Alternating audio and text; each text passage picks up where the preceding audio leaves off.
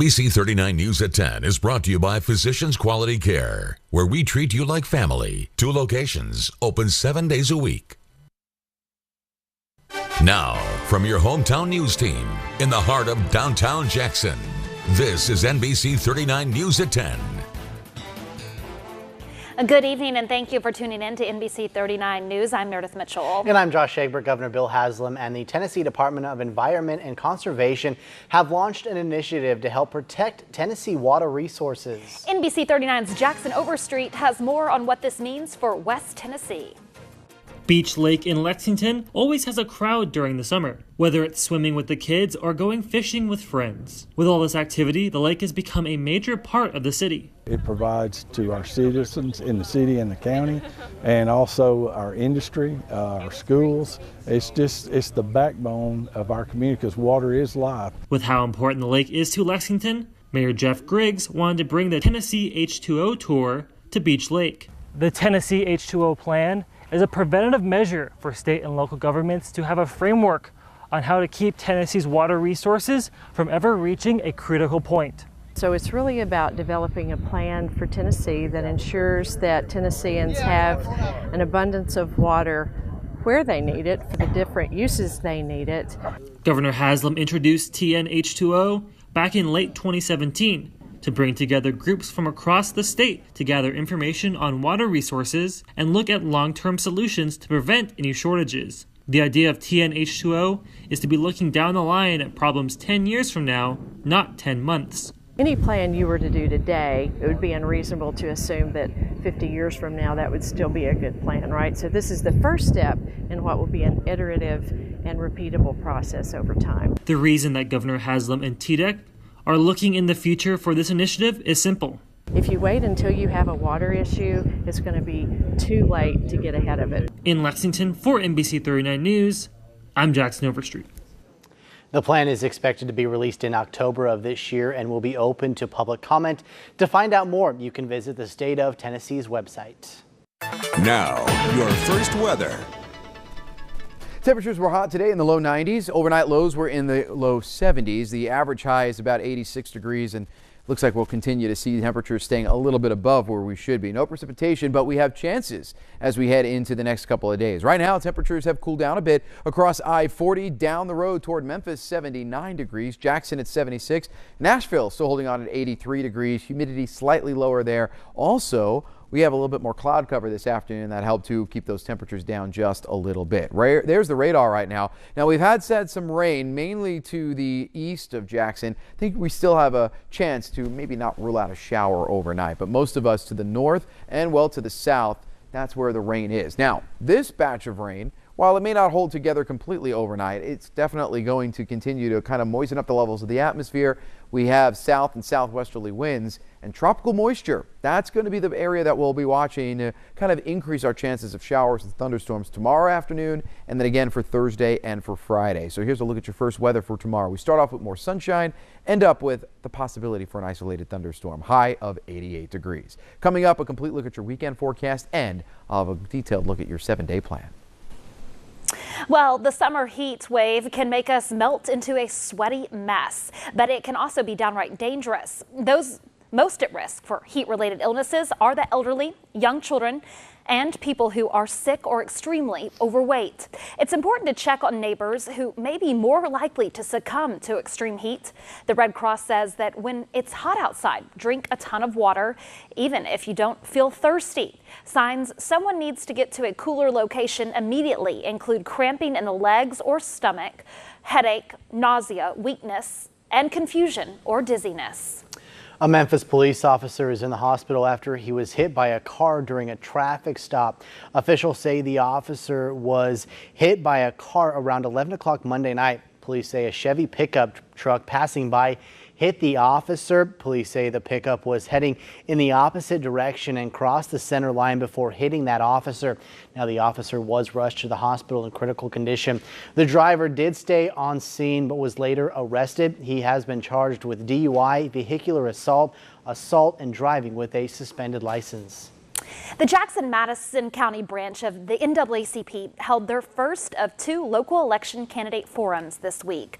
Tonight's forum focused on candidates for state representative Jimmy Eldridge's open seat, as well as school board and city court clerk. Each candidate was given 2 minutes to introduce themselves and then answered questions from the audience. The NAACP is hosting these forums to help better educate voters and encourage them to come out to the polls. In order to get the voter turnout up, we need voter education. And I think we talk about voter registration, but I think voter education is more important. And we have a vast amount of people that's registered to vote, but we have people just don't come out to vote. And they don't come out to vote because they don't know the issues, they don't know the people that's running, they don't know the candidates, they just don't know. The next NAACP forum will be held on Thursday starting at 5 p.m. at the NAACP office in downtown Jackson. Candidates for county mayor and county commissioner will be the focus of the forum. Emergency response in Humboldt and its surrounding area now have another resource. NBC 39's Camila Rueda tells us about a new base for trauma responders. A $10 million investment in Humboldt is providing another resource of medical care to the community. Vanderbilt Life-flight has been providing medical transportation services for 34 years and has flown over 44,000 patients. It's important because in trauma cases, they call it the first hour. Our goal is always to have the first responders arrive on scene, assess the need for where the patient needs to be taken, and when appropriate, fly that patient to the closest trauma center so they can get the best care available. This will be the 8th base in the state. This new base allows Vanderbilt Life-flight to get to Jackson in just 5 minutes, Memphis in about 30, and Nashville in just 50 minutes. The emergency response helicopter fits a pilot, 2 medical crews, in some cases 2 patients, and if appropriate, a family member. Chief Flight Nurse Daniel Horn transferred from Tullahoma, where he spent his last 4 years. He says his contributions as an emergency responder are most important to the patients which he serves. Our biggest contribution is going to be just serving the community. We're able to meet transport needs, transporting patients to any destination hospital. This $10 million investment by Vanderbilt Life-flight will be available for the whole community and its surrounding area if it's ever needed. From Humboldt, for NBC 39 News, I'm Camila Rueda. A movie hero honored a real-life hero at the MTV Movie and TV Awards Monday night. It all happened when Chadwick Boseman, better known as Marvel's Black Panther, won the Best Hero Award. When he took the stage to accept the award, the Hollywood actor honored James Shaw Jr. Shaw was the hero customer who wrestled a rifle away from the suspect in a mass shooting at the Waffle House near Nashville back in April. Visibly surprised, Shaw received a standing ovation from the audience as he walked on stage, and Boseman handed over the award. 4 people were killed in that April 22nd attack and 4 others were injured. Police credit Shaw with ensuring that no other lives were lost. The official start to summer just days away, and WalletHub is out with a list of best states for those summer road trips. Topping the list this year are Wyoming, North Carolina, and Minnesota. WalletHub measured more than 30 factors, including gas prices, activities, attractions, and safety. The worst state was Rhode Island. While it ranked high on safety costs and activities, activities put it at the very bottom. Nearly 70% of American households have a pet, but a new survey shows only 39% have enough savings to cover a pet emergency of up to $1,000.